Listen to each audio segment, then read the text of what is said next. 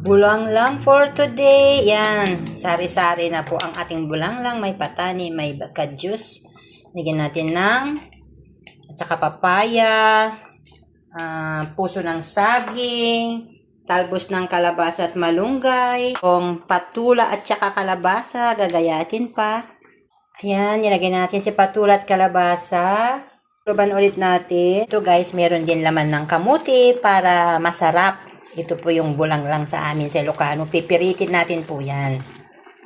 Yun, napirit na natin si kamuti. Isang kamuti lang naman po yan. Yan po ang lutong bulanglang Ilocano.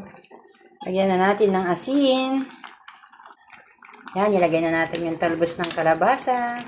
Yan na guys, ang pampasarap balanoy. Mabango. Lagay na rin natin si malunggay.